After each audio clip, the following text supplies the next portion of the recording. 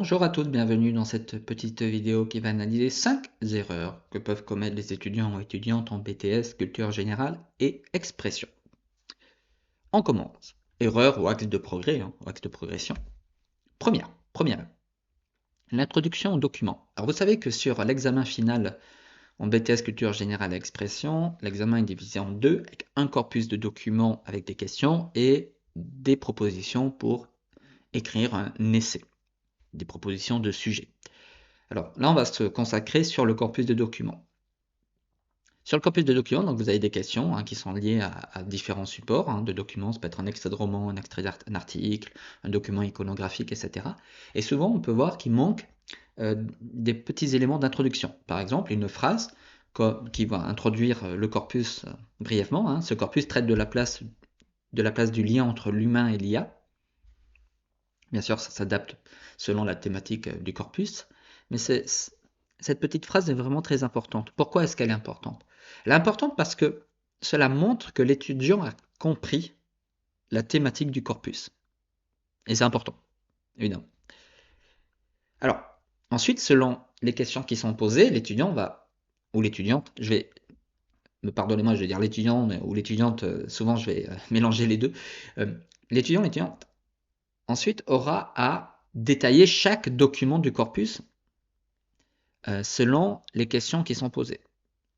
Par exemple, si la question porte sur le document 1 et le document 2, l'étudiant ne va pas développer le document 3. Il faut rester cohérent. Par contre, si la question donc porte sur le document 1 et le document 2, l'étudiant va introduire les deux premiers documents. Quelque chose de trop vague, c'est de dire le premier document est un extrait de roman et parle d'IA. Bon, ok. Tu as saisi que c'est un extrait du roman, tu as saisi que ça parle d'IA. Mais c'est quand même un peu trop vague. Le deuxième document est un film qui parle aussi d'intelligence artificielle. Ça reste trop vague. Je pense que vous avez compris l'idée. Donc, à retenir, il faut présenter la nature, la source, résumer brièvement chaque document et les mettre en lien si c'est pertinent. Je vous propose un texte qui se veut adapté. Évidemment, là, je mets tous les documents dans le même panier, on va dire. Mais tout cela s'adapte selon les questions qui sont posées. Le corpus de documents examine l'impact de l'IA sur notre société à travers 3 supports complémentaires. Un article, un extrait de film et un passage de roman. Petite phrase introductive. On va prendre le deuxième paragraphe. Clara et le soleil. N'oublie pas la forme sur les titres de romans en italique. Un roman de Kazuo Ishiguro met en scène une IA humanoïde qui observe et analyse les comportements humains. Vous voyez, on n'a pas besoin d'avoir 3 phrases, 4 phrases, 5 phrases, énormément de détails, mais juste contextualiser le document, le support. Le film Her, réalisé par Spike Jonze en 2013, imagine une relation amoureuse entre un homme et une IA, questionnant ainsi la frontière entre humanité et technologie. Déjà, on pose des bases d'interprétation et d'analyse. Enfin, un article du blog Binaire du journal Le Monde, sur les journaux, n'oubliez pas qu'en italique on met le nom du journal. L'article écrit donc par les 3 autrices examine l'impact géopolitique de l'IA générative, notamment en matière de désinformation. Et on peut aussi ajouter une phrase de conclusion, peut-être à la fin des questions, ou quand cela est opportun. Ce corpus illustre donc la diversité des regards portés sur l'IA entre anticipation sociale, relations humaines et enjeux politiques. Ici, les termes anticipation sociale, relations humaines, enjeux politiques sont liés évidemment à l'analyse qu'on peut faire des documents.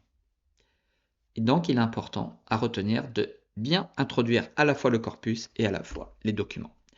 Deuxième point, c'est travailler la syntaxe et l'orthographe. Alors évidemment, l'orthographe, ça ne s'invente pas, ce sont des règles qu'il faut connaître.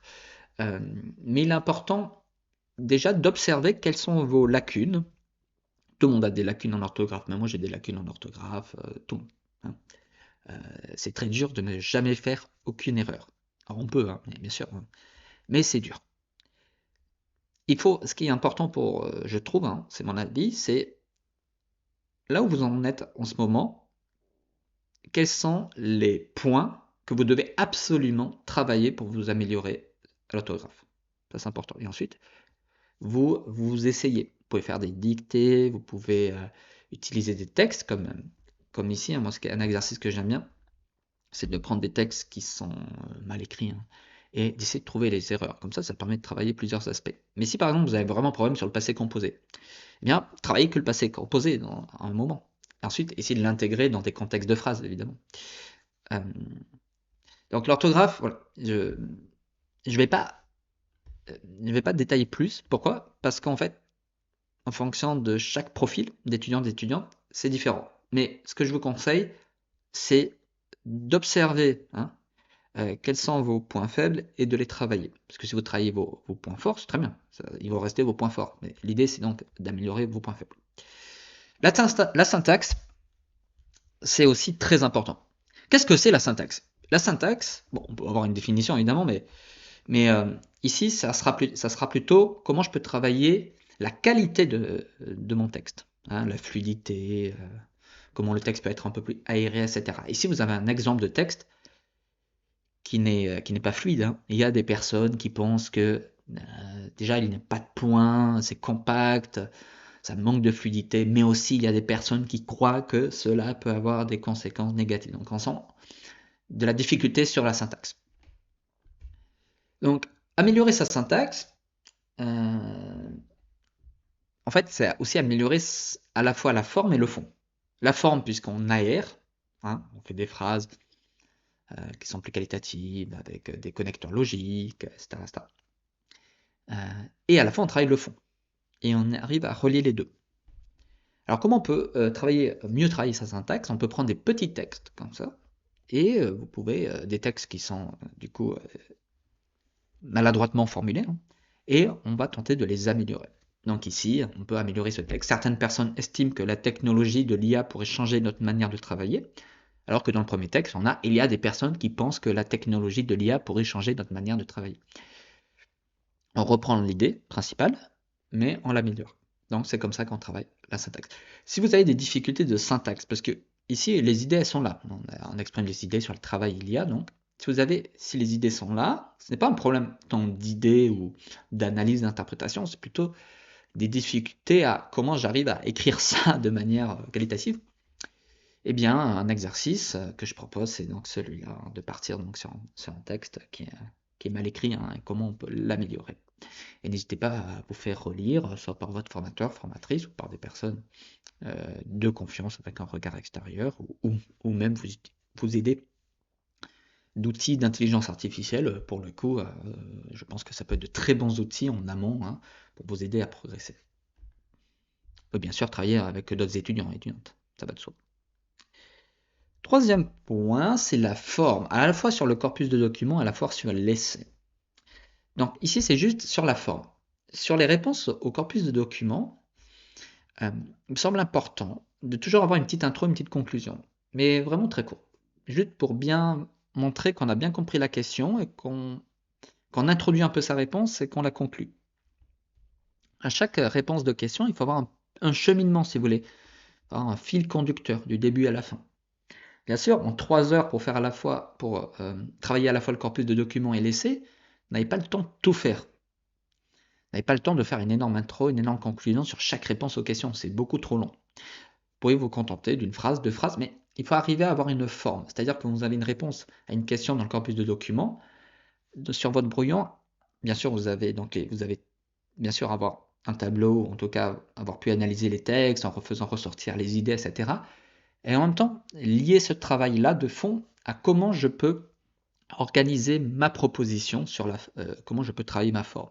Donc avec une petite intro, une petite conclusion, et comment je peux répondre à la question et comment je peux développer mes paragraphes.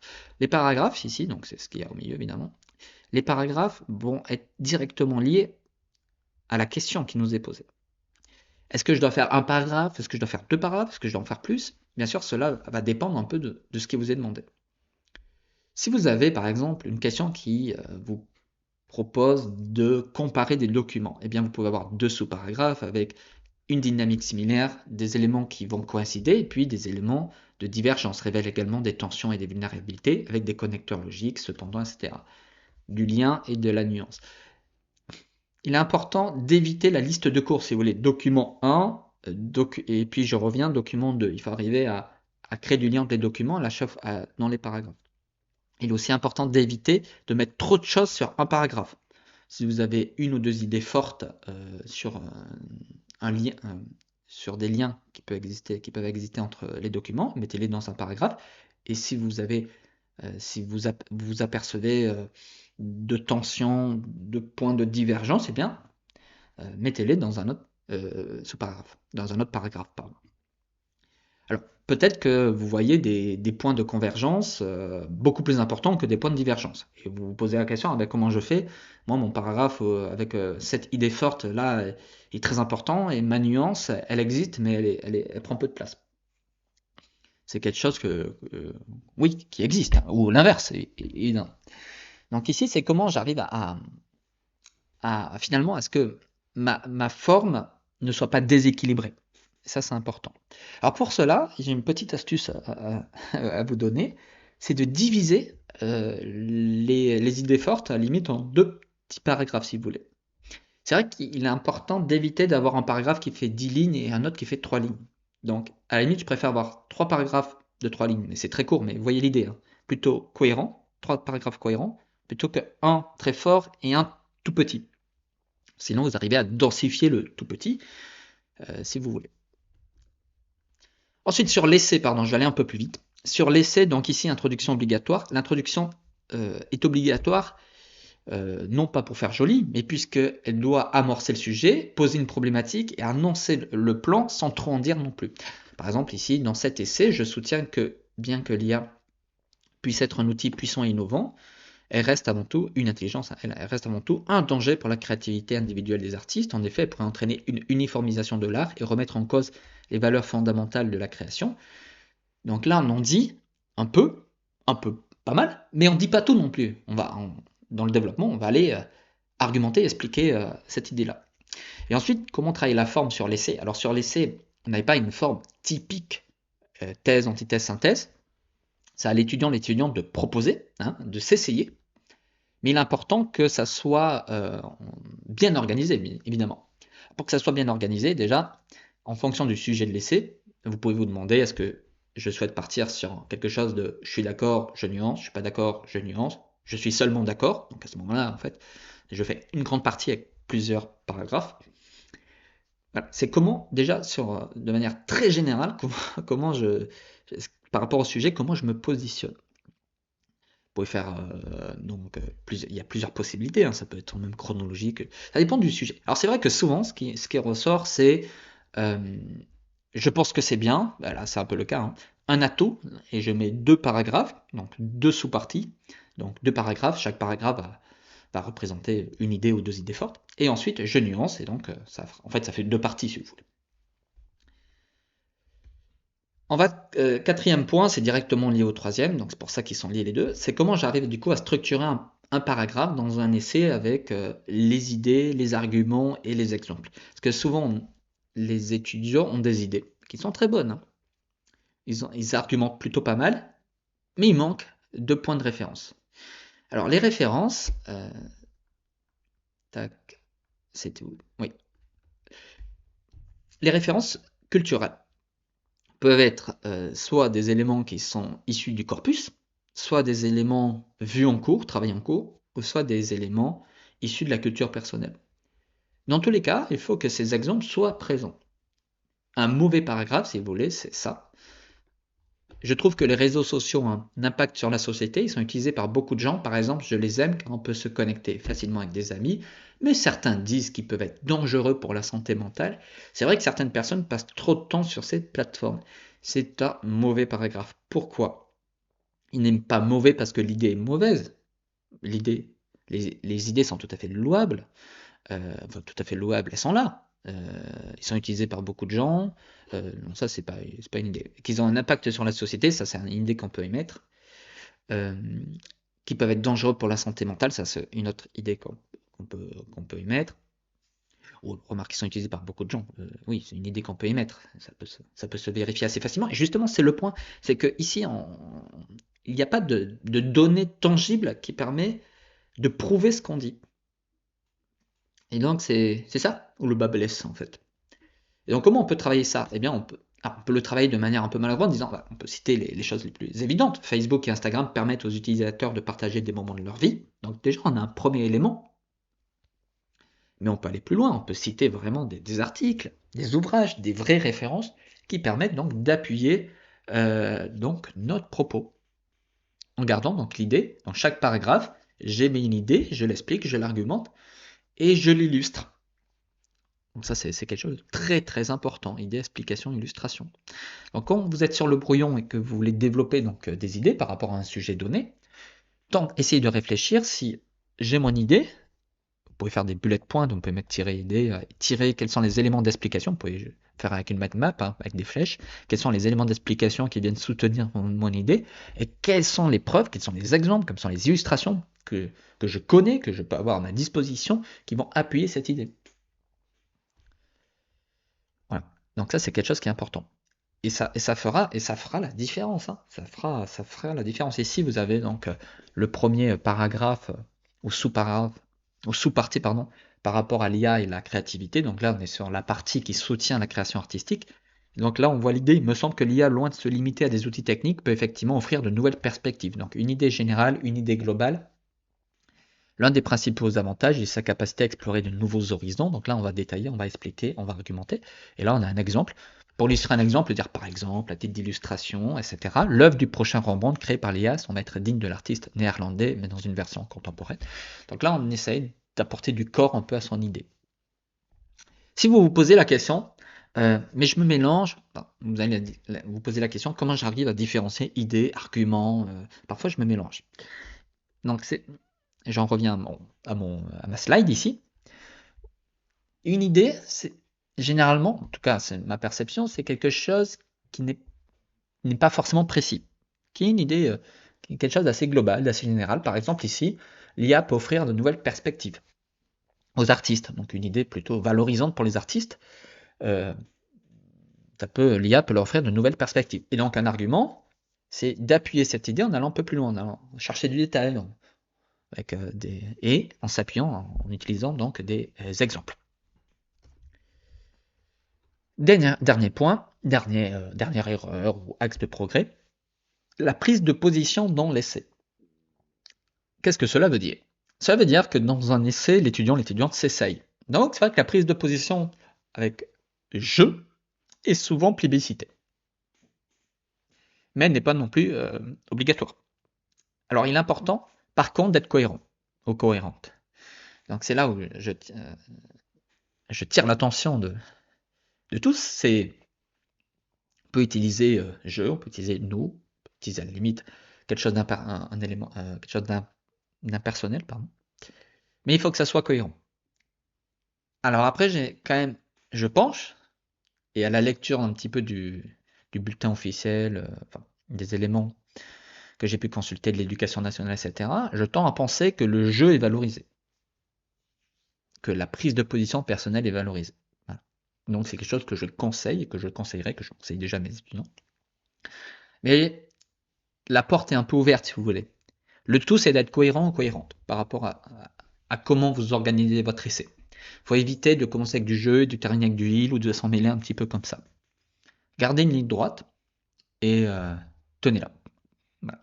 Après, je favorise le jeu pour la prise de position personnelle, ou le nous, mais je crois qu'à ce stade, il n'y a pas une obligation formelle. Mais c'est quelque chose d'important en tout cas, la prise de position. On peut dire, pour ma part, je pense que si je reprends le texte, pour ma part, je pense que cette relation soulève une question. J'ai l'impression que cela me semble inquiétant. En fait, l'avantage que j'ai avec le jeu, c'est que l'étudiant s'engage vraiment dans son écrit. C'est vraiment lui un peu qui s'exprime. Je pense que c'est ça qui est attendu, un peu à la différence de dissertation qu'on peut retrouver au lycée. Ici, on est plus sur quelque chose où c'est un essai. Donc l'étudiant s'essaye ou l'étudiante s'essaye. Voilà. Merci beaucoup. J'espère que ça vous aura aidé. Si vous voulez le diapo ou le document, n'hésitez pas à laisser un commentaire, et puis j'y répondrai avec plaisir. Merci beaucoup. Salut.